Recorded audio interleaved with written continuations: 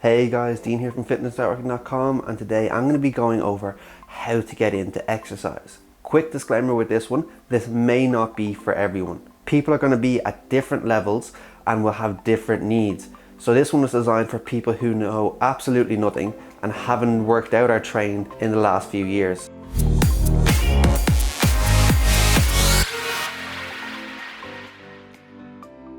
Alright guys, let's get into it. The first step, the first thing you need to do is set your goal. Doesn't matter if you're planning to join the gym, jog outside, whatever it is, just get your goal set. Doesn't matter what it is, just have it written down and have what you want to achieve there. It doesn't matter how long it takes. You could go do it now, make one in 5 minutes, or you can make one in 2 weeks. This is gonna have to be really broken down to what you find specific for you. What do you really want to achieve out of working out? Is it a health issue? Is it a personal goal? Is it just to increase your fitness level? Is it just to reduce some body fat? Doesn't matter, just have it written down. Because the one thing I hate seeing as a personal trainer is that when I do a first assessment with somebody and they show up and I'm like, so what do you want to achieve out of the gym? And they have no idea. They say things like, oh, I just want fitness, which doesn't mean a whole lot. Could mean 50 different things. So understanding what that person wants and how to get there. So by understanding what you want will help you create a plan to get to your destination. Also, I recommend you go watch my video on goal setting. It will help break down the different categories and really how to set a goal right, because a lot of people will give unrealistic expectations and unrealistic goals in a short or long period of time, and will have some big pipe dream which will just be unachievable and then will demotivate you when you know you can't achieve it. A lot of people seem to think that once they join a gym or once they start to exercise a small bit, all the goals will come instantly. It's a huge one with females who most of them are afraid to touch a weight because they think they're going to get super huge muscles within the first 2 weeks. Okay, so once you have your goal set, now you need to determine what it takes to get there. Is it doing home workouts? Is it the jogging? Is it going to the gym? Or is it getting the help of a professional or a personal trainer to create a plan for you? For most people, there's no point in joining the gym straight away, as most people can be challenged by simple home workouts. And a lot of people just don't understand what to do in the gym. It confuses, it scares them, and they usually give up for one of those reasons. Even when I'm working with people in the gym, a lot of people seem to get annoyed that when I make a plan, it's just based around body weight movements that they don't even need the gym for. But if you're not going to be able to hold your balance in a lunge, or you don't have the proper form in a squat, or you can't even push your own weight up off the ground, I'm not going to add on an extra force in weights or dumbbells or bring you up to the main gym floor when you can't handle your body weight. So starting off at home is perfect. You have enough resistance with your body weight. You can always find new ways to challenge yourself, and they can be done quite quickly because you don't need to leave the house to go to a facility. Okay, but you shouldn't always do home workouts. Gym will be important. It just depends on your level. I usually recommend, if someone hasn't trained in a long time, to start off with a simple home workout. This could be 15 to 30 minutes a day. All this is going to do is going to start to activate your muscles. It's going to help you learn the technique, learn the form, and get you ready to use the actual equipment and to lift heavier weights. It will get you into a routine of setting time aside and really pushing yourself to that limit. This is also good for holding yourself accountable. What I usually recommend people do is have a calendar and tick off every single day that you work out. And then if you don't work out on certain days, you can look back at the end of the month and you have to ask yourself why you didn't do it on those days. And you should have a pretty good reasons why you didn't. Because a lot of people seem to love the idea of getting in shape, getting the results they want, and getting different things out of exercise. But a lot of people aren't willing to do the work, put in the time, or hold themselves accountable. Just a quick tip on this one. I usually recommend when people starting off, if they haven't exercised in years, and if they're of the older generation, start off with a 15-minute basic workout, and also to increase their steps to around 10,000 a day, just to start to get active. These workouts will be the only thing you'll need to do for at least 2 to 3 weeks of just getting into your routine. After you get into your routine, then you're going to look at the nutrition side of things. So you're going to break down the calories that you need, what your body needs, what you're burning through exercise, and different things like that. If you go to fitnessnetworking.com You can go to our calorie calculator and it's going to break down the calories it recommends you to have throughout the day. You then also need to look at what's in your diet. Use MyFitnessPal, track what you're eating, and just look at the types of foods you eat throughout the day. If you're eating a lot of sugary stuff, cokes and sweets, you're going to know that's going to be causing the issue, causing weight gain. MyFitnessPal is also a good tool because it will give you weekly and monthly breakdowns of the percentages of the fats, the protein and the carbs, and it will give you recommendations, and it will also provide you with some healthy meal recipes. At the end of the day, most people do join the gym just to start losing that extra bit of weight, when really it comes down to just have a really bad diet. 2 to 3 weeks for the home workout, then add in the nutrition for another 2 to 3 weeks. If you can stay consistent with this for 30 days, you'll be on a perfectly good track, and then you should start looking at joining a gym or hitting another aspect. Okay, so at the end of the 2 to 3 months, this is where you're gonna take a step back, you're gonna go back, you're gonna look at your goal, and you're gonna look at where you're at. Are you the same where you were back then? Is your goal still the same to achieving it? Because a lot of people do have goals that will change, especially over a long period of time.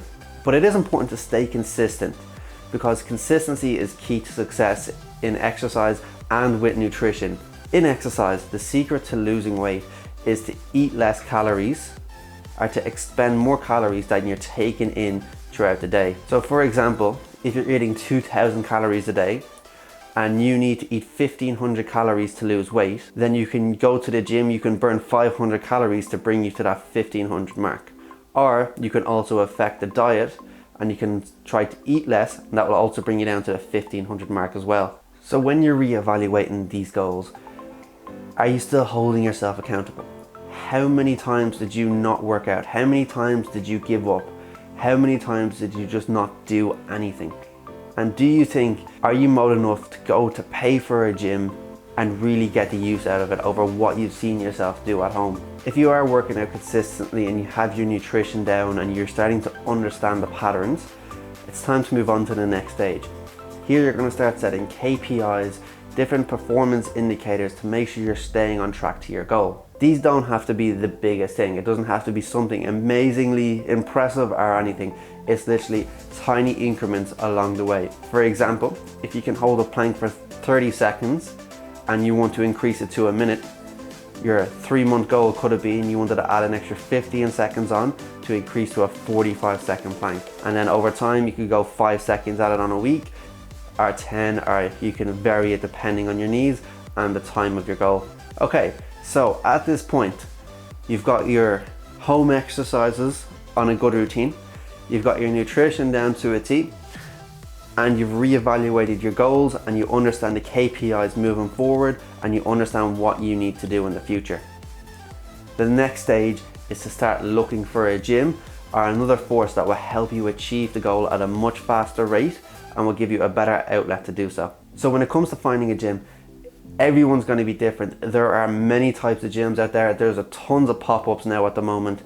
It's going to come down to your needs and what you like and what you want out of your gym. Some gyms offer pools, jacuzzis and the saunas, where some are like budget gyms who just offer the basic gym package. Then we have personal training gyms, then you have classes gyms. There's all different types and you got to decide what's the best for your goal. If you're just getting into exercise and you have no idea what you want, are the different types of gyms or what they all offer, I usually recommend people go towards the higher end level for a couple of reasons on this one. One, usually if you join a higher end gym, they usually offer a free package with a personal trainer that gives you a couple of lessons to show you around the gym and to show you how to use the equipment, which is going to be very beneficial. Number two is that they usually have the sauna and the steam room and jacuzzi. Even though it might not help out with your results, people love to just go relax and just chill out, and it's nice just to take a day off from all the exercise and just enjoy the swimming and enjoy the jacuzzi. Another reason is that they usually tend to have a lot more classes than the budget gyms and to a higher standard as well. So by having a lot more classes, you can try out a lot more different things and find out the ones that you like. Because in the gym that I currently work in, I think there's up to 14 different classes. So there's always something for everyone to find. It doesn't matter what it is. We have ones from dancing, you've got different types of yoga, you've got core workouts, you've got boot camps, you've got circus classes, You've got cardio classes, you've got spin classes, you've got so many different types. So people find classes they love, people find classes they hate. It really comes down to what you enjoy. The key point I would take away though, if you are getting into exercise, is to look for a gym that offers a few free sessions with a personal trainer. With the current gym I'm working in, they give you 6 free 30-minute sessions with a trainer to help show you around the gym, help to create your routine, and to answer any questions you have on the classes, on the machines, or on how to perform exercise. A lot of people, when they go searching for a gym, just go for the cheapest one possible. And I always recommend to avoid the cheapest one possible, because usually that's the one a lot of people will go for. If you're gonna go for a budget gym, it's gonna be packed out. You're gonna be waiting around for equipment. It's gonna be very busy and it's gonna be annoying. If you go to usually the higher end one, it's usually a lot more quieter. They do tend to get quite pricey, but with the quietness, they give you more space, they give you different outlets, they give you the more classes. It's just a better environment and it's more comfortable for the average person to get into. Because at the end of the day, it's better to pay the extra bit of money for a place you're gonna really enjoy going to and spending time at, rather than going to the cheapest place possible just to save a couple of euro. Okay, next is to just go and do it. Just sign up to the gym. So once you've found that perfect gym that you want, it has everything you need, go ahead and just do it. A lot of people love to seem to wait till after certain occasions, or wait till the Monday, or especially coming up to Christmas time, people join the gym in Christmas time to start in January. That's the worst thing you can do, because everyone starts in January and most people just give up. What I usually recommend people do when they're getting into exercise, if they're going around that time of year, you start in November, you get your routine in, you get used to the facility, you get used to the gym, and you carry on through December and into January. Because people usually over Christmas will eat a lot of calories, have a lot of parties, different things, which is going to make them gain more weight. Whereas if they started the weight loss process a month beforehand, they would have started to come down, Christmas would have bring them back up, but they'll be going back down in January. Whereas people who wait till January to start off, they're still gaining weight, then Christmas comes, they gain a bit more, then they join the gym, and then it slowly comes down over time. So it's much better to join early December, end of November, get into your routine and get your plan made, have everything ready to go for January. Now that you've joined the gym and you had your goal set from before, you gotta ask yourself a serious question. Is the plan that you've created gonna get you to where you need in the best time with the best results possible? Did that gym offer the free sessions with the trainer? Are they gonna help you along? Or do you need to go and pay for a personal trainer to help you? And should you go and pay a personal trainer? Usually the answer with this one is yes, unless you've done a lot of research and you understand the area and you understand your goals and you really know how to get there and you're sure your form is correct and you know how you're doing everything, then you're fine. But most people get a personal trainer as soon as you start the gym. Don't go in and get them to sell you some big crazy package. Just be like, hey look, I have these goals, I have these KPIs, I want you to create a plan for me to get there, and I want you to show me the equipment and how to perform these exercises. So if someone comes to you and they tell you that you need 20 sessions or you need to pay thousands, just completely ignore them, because the information is out there and you can get help for a lot less than what some of these gyms do charge. So try not to get overcharged, try to find the right price and get a couple of sessions. And the best way to look at it is, a lot of people hate paying the high prices because they just see it as a lot of money coming out of their pocket or out of their hand, instead of an investment into themselves. Because one thing I tell my clients when I work with them is that don't just show up to the session and just be like, oh, I paid 50 euros just for a 60-minute workout, I can't afford to keep doing that. When you come to the session, I want you to learn as much as possible, take in as much information. My main goal as a trainer is to teach you as much as you possibly can, so that in the future, when you come back to do a bench press, you understand the technique, you understand why you do it. So after a certain period of time of working with people, I stopped working with them because I've taught them so much that I'm confident that they can do it themselves. And then I bring them back for weekly checkups and help them progress along.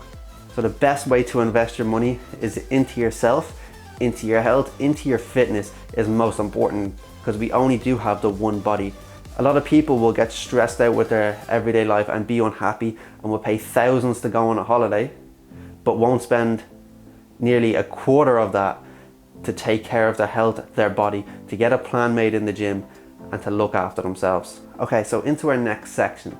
Now that you're not doing the home workouts and you're gonna be in the gym, you're gonna have to have a set schedule. A lot of people seem to put off the gym for many different reasons. Also know that you do have to show up for the gym. It does kind of hold you a little bit more accountable. And the one key thing I'm gonna say to people is 50% of the issue is people just not showing up. All you gotta do most of the time is show up, because when you show up, you will do something. And doing something is always better than doing nothing at home. You don't have to be in the gym every single day. So with the home workouts, I recommend you getting into that pattern. But when it comes to the gym, I usually recommend people who are getting into exercise just to go 2 to 3 times per week, and to always have the same set days. If you know every Thursday or Tuesday you're going to be in the gym from this time to this time, and you have to be there and you hold yourself accountable every week, it will start to become part of your life and second nature to do so. Because remember, consistency is key. Stay consistent for a long period of time and everyone will hit the goals they want to achieve. Trust me, with the schedule starting off slow, just 2 to 3 days a week, you will increase this over time. I find with most people end up loving the gym because they can see how their bodies are changing. They see how their body reacts to the better nutrition, moving the weights and themselves getting stronger. I usually tell people that the first 2 to 3 months in the gym of actually going through serious hard workouts are the ones that are gonna suck the most. Your body's gonna hurt, you're gonna feel tired, you're not gonna wanna do it. But I always say that it takes 6 months. If you come to the gym on your routine for 6 months, you'll never stop going to the gym. You're gonna see the amazing changes that your body can have, and it will start to become an addiction. Okay, so now that you've joined the gym, now that you've got your goals, now that you've got your schedule in place, now you have your plan in place, now it's time to just take action and just keep pushing yourself along. So it is always a good idea to make sure you're pushing yourself to the level. A huge issue I usually have with people is that I'll create them a plan and then they'll go off, they'll do the plan for a couple of weeks. It'll be way too easy for them, but they won't mention anything there. A lot of people love to tell me when I do a session with them that literally anything I could give them will be quite hard for them. But in reality, it is really easy and they're not willing to push themselves too much. If you're gonna take it easy on yourself and you're not gonna be sweaty, you're not gonna push yourself, then you're not gonna get the best results possible. If you guys do need more help in this area, or you wanna ask a question on what you think will be best for you, leave me a comment down below and I'll try to get back to you and give you the best advice I can. If you are more interested in getting into the goal setting aspect or creating programs or different things like that, go to fitnessnetworking.com. We've got exercise demonstrations, we've got free programs, and you can find all our articles on how really to get into exercise and how to break down each of the categories we just went over.